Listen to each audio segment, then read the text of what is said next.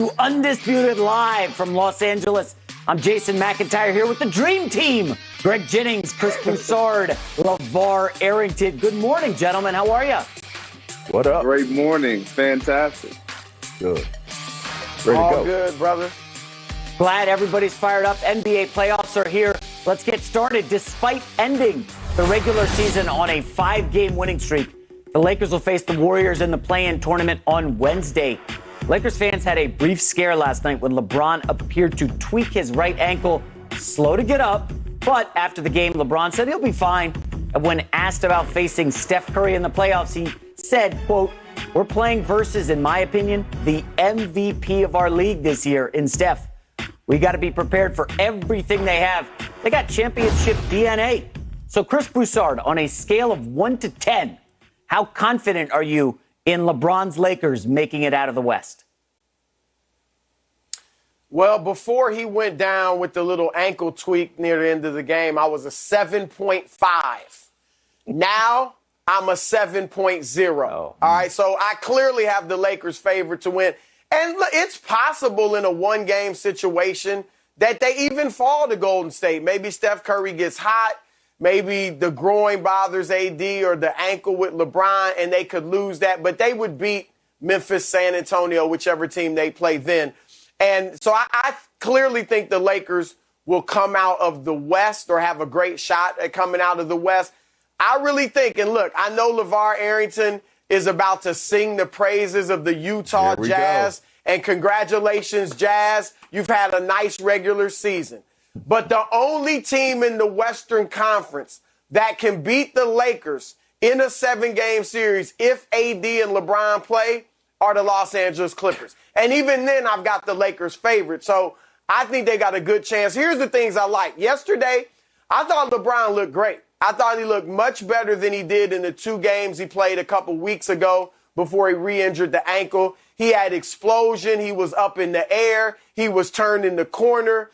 I thought he looked great. I loved in the middle of the second quarter when he goes to the hole, gets fouled hard, lands on the ground. Now, usually when LeBron gets fouled hard, he falls and he takes his time to get up and, you think it might be a season-ending injury or something.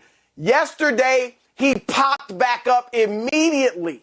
And it was like he was sending a message to the rest of the league saying, yeah, playoff LeBron is in the house. So I love the attitude that he displays. Secondly, AD, I know yesterday only 14 points, but the last few games, he has shown signs of the old AD. Had 42 and 12, had 36 and 12, had some 3 blocks in one of the games. So AD is looking better. And then over these last 5 games when the Lakers have been winning, AD and Andre Drummond have actually played well together. They've been a +9 net rating on the floor together.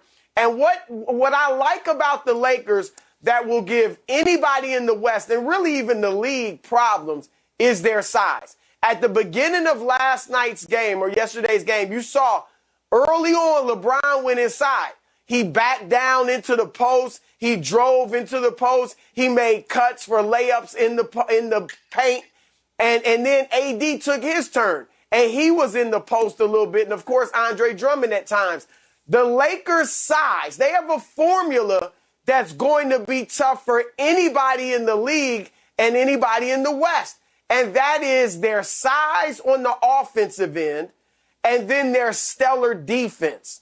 So I like what the Lakers have, and I think they should be the favorites to come out of the West. I'm with you there, Chris. I got them at about an 8.5. And it's simply because you never know what can happen with the injuries. Knowing the history of what this season has provided for the LA Lakers, it has been very up and down. We see AD constantly in and out of the lineup, constantly grabbing at something throughout the game. So that's my only concern, health. Barring they are healthy, I think that the Lakers win out of the West. They come out of the West simply because of something that you said. There's 2 things you mentioned, Chris, attitude and then their size. When we talk about attitude, you think about the greats. There's something that ticks on the inside of them come time of this season, which it's a completely different type of game. It's a completely different type of mentality. And I know a lot of people are like, well, you can't turn it on, you can't turn it off. Yeah, but you can when you're that great. And we've seen Tom Brady hit a switch and elevate everybody in that locker room. And then they went on to do something special this past year. And now we see LeBron having the same opportunity being awaited just this moment. It never was about the regular season. And when you get this deep in your career and you still have this type of talent that you can available to your team and to your personnel, like, you show up when it counts. And that's what LeBron is speaking of. Like, it doesn't matter who we got. It doesn't matter our seeding. Time is now. I'm going to be fine. Now, again, everyone's going to look at that ankle and try to test and make sure. But if they can run through LeBron, get AD involved early and often, and then again to the length, defensively, that's their calling card. If they can get stops, if they can defend and they can prevent, I'm going to just speak to the Clippers, because that's who I feel too, as you alluded to, Chris, is their biggest opponent. If they can stop and get those guys off of their game and get perimeter play from their backcourt, Dennis Schroeder, and then we talk about KCP, how he came up big last season, then they have a really, really good chance of repeating, in my opinion. I'm going with a 6. Just above 500, not close enough to 100. I don't want to go up close to 10, and I don't want to live down at the 1. Listen, you want to qualify it and say LeVar is going to say the Utah Jazz? You're right, I'm going to say the Utah Jazz, because I am a believer in the Utah Jazz. And listen, here's the thing about the Lakers, right? I've determined and I've come to the conclusion, I'm not a Lakers hater. But what I am is a Laker. I am a Laker magnifying glass. I am a microscope, so to speak. And I've put it under. I put it on the Petri dish, or took it on, put it on the slide, put it under the magnifying glass. And you know what I see? This big word, if. We should call them the LA Ifers. You know why? Because I think I counted at least 20 ifs in both of y'all's statement about, and discussion point about the Los Angeles Lakers. The ifers. And the thing about it is, if we're going to continue to say, if LeBron is this, if AD is this, if the Lakers can do this, if Dennis Schroeder can stay away from protocols for COVID, if we have all of these things, if.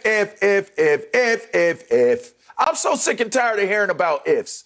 And for me, when I look at what's going on here, I just want to look at one real fact that plays into the factors of why I look at the Utah Jazz and say they can do it. The Jazz versus teams over 500, they're 21-13. The Lakers versus teams over 500, they're 20-21. That's 42% versus 60%. When I look at what they're going to do in the playoffs, to sit there and say, okay, yes, LeBron James can play at a higher level, but so is everybody else. Yes, AD can play at a higher level, but so is everybody else. I am so tired of this bandwagon mentality that we have towards this LA Ifers team. And J-Mac, if I'm saying who's coming out of the West, it's not the Lakers that I have set as the first team. They're probably a 1A or a 2A, if you're asking me. I think there's several other teams that I would look at, including the Utah Jazz. So if you're scoring at home, boys and girls, LeVar was at a 6. Chris Wishy-Washy Broussard was like a 7, 7.5. Greg Jennings a touch higher. I'll give you the real talk right here. The Lakers are the gambling favorites if you go out to the desert, and that's why they're a 9.5, yes, 9.5% chance the Lakers come out of the West. Chris, I cannot believe you and Greg Jennings continue to talk up these fraudulent paper clips. Do you know what happened to your Clippers in this final week of the season? They were so terrified of LeBron and AD. They were ducking them because they didn't want to see the Lakers in the second round, Chris. Seriously, the Clippers tanked against OKC and Houston, the two worst teams in the league, just so they wouldn't have to face the Lakers in the second round. LeVar, this isn't even about the first round. They wanted that 4 so they would face Utah, okay, in the second round, and then, we'll face the Lakers in the conference finals if we have to. That's the confidence level of your Clippers that you guys think has a chance. This is all about LeBron and Anthony Davis. And what you've seen, LeVar, with this 20-21 record against teams over 500, hello? Anthony Davis missed 9 weeks. Okay, LeBron missed 26 of 28 games. Stop with that. Okay, It's the truth, Lakers, but this that's is the number one. reality. LeVar, this is what you That's mean. the reality. Yeah, they missed a bunch of